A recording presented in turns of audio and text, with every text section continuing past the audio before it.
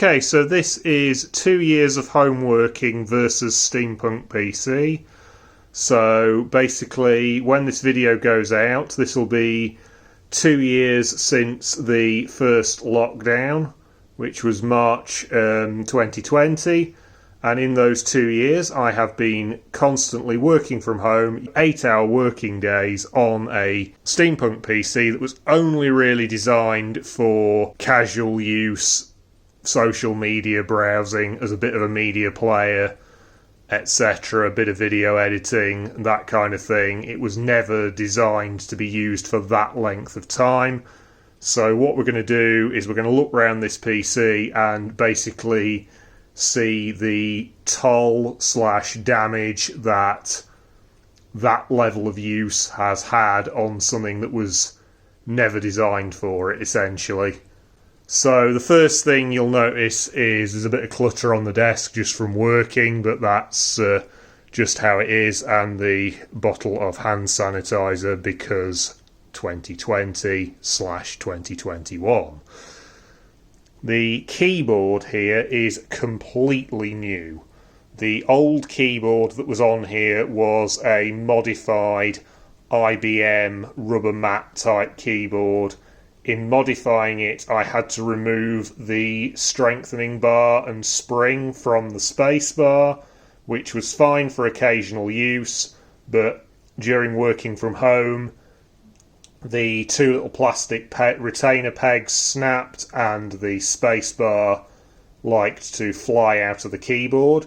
So in mid-2021, I decided to completely rebuild the keyboard based on this, which is a Corsair Vengeance, so a full mechanical keyboard, though that is actually a bit of a misnomer, as only the typewriter style keys on this are the Cherry MX type switches. The rest are actually rubber mat switches. I am very glad I did not pay full price for this keyboard, otherwise I would have been very annoyed that it was not full mechanical.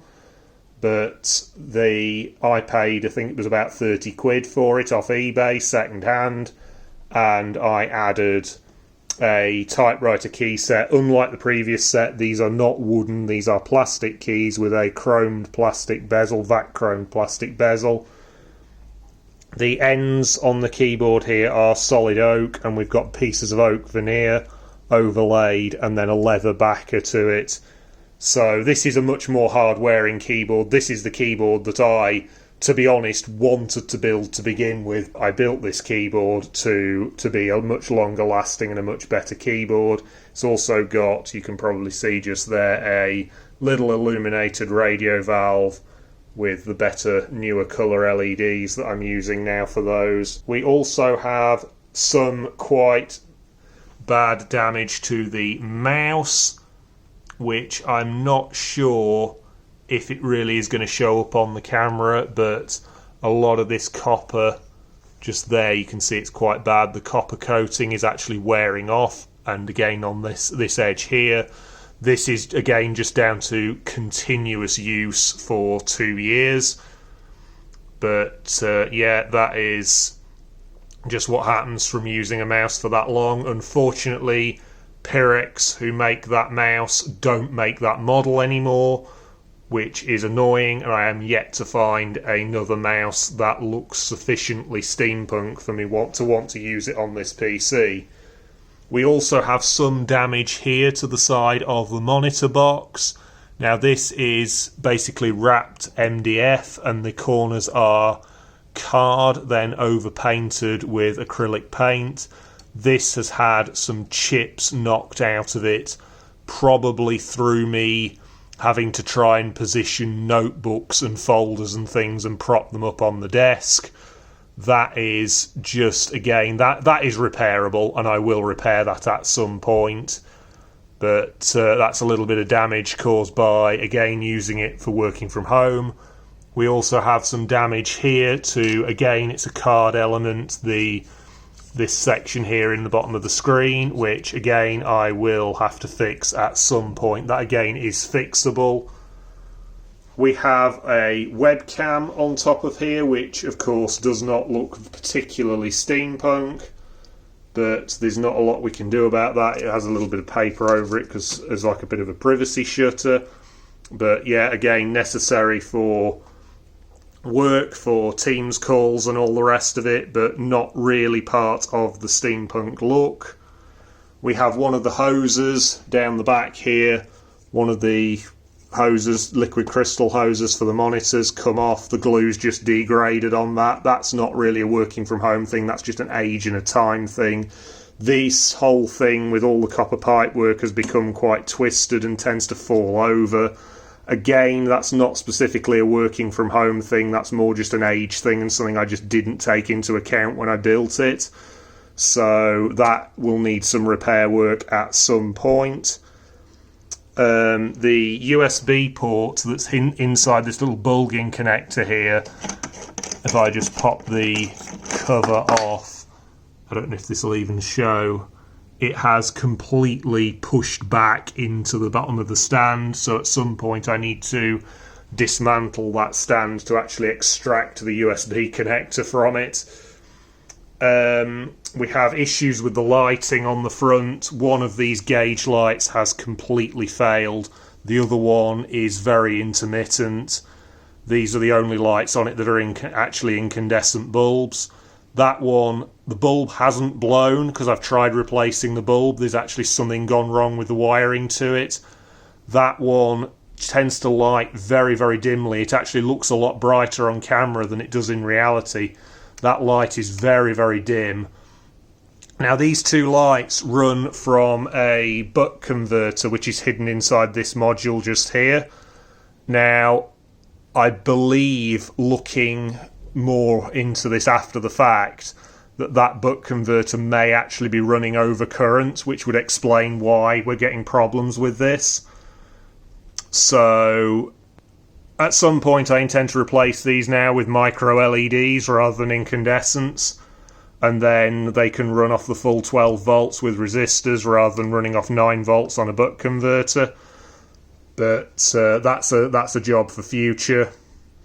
Then we also have the gauge on this side. The light is actually working currently, but is very temperamental. There we go.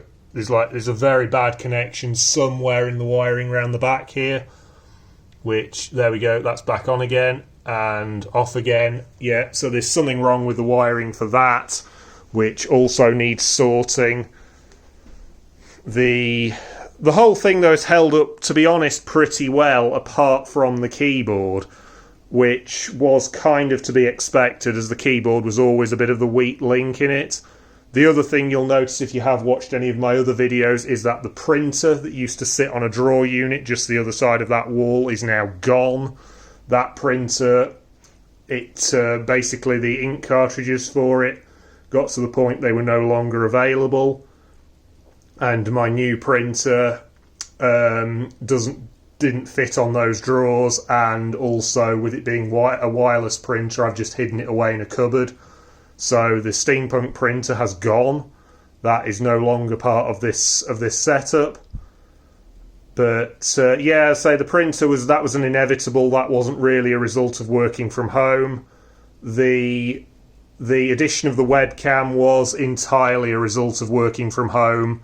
And at some point I will have to do a little video on steampunking that webcam and actually get it modified up to look a bit more like a part of the system.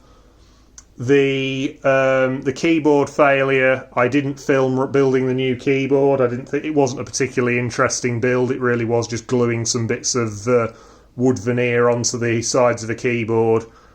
And changing the keycaps, so that wouldn't have really made a very interesting video, which is why I didn't do one on it. But the keyboard issues were purely a result of working from home. The mouse issues are purely a result of working from home, and as I say, I will have to try and find a new mouse that looks suitably steampunk. The lighting on this, the other thing, again, this will not come across on camera because I've tried to show this on camera before, is the lights that are in this cupboard here. Oh, in fact, it is showing quite well today. These used to be quite a pleasant orange colour, which I liked. They've now Now, these phosphor type LEDs do tend to degrade over time, and these have degraded to like sort of what I would call an unpleasant street lamp orange. I don't like them. I much prefer the more reddy orange vacuum tube LEDs that I've got. I call them vacuum tube LEDs because they look like the colour of the tube heaters in old vacuum tubes. They are like an orangey red LED, which you can now get. I've got a source for them. I need to order more. And then I intend to replace what's in here, which is like LED tape, with individual point LEDs in the what I call vacuum tube orange. I may also replace some of the warm white LEDs that are in some of the gauges with a yellow to give again a nicer colour. And it's the same story with the orange LED tape in here. It's just almost like a burn-in issue with it over time that the colour does change.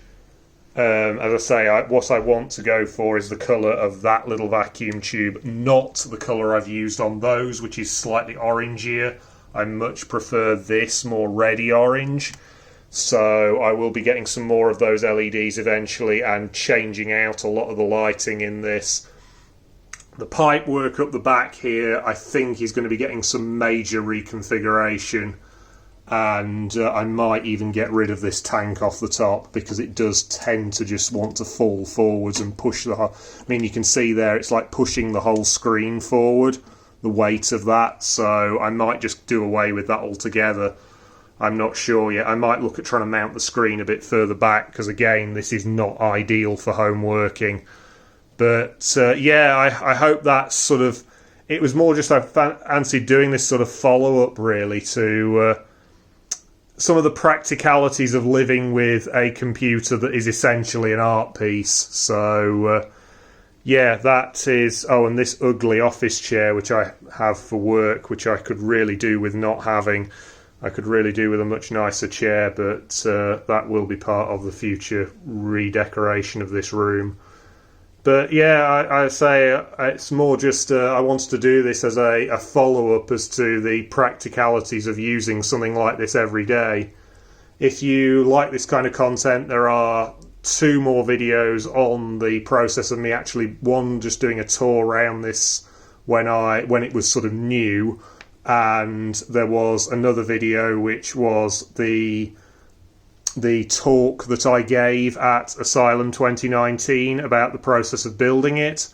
If you've enjoyed this content, you'll probably like those. They're much more useful if you're looking at building something like this yourself. I have a lot of videos on my channel of me making other things, so please check those out, and please like and subscribe.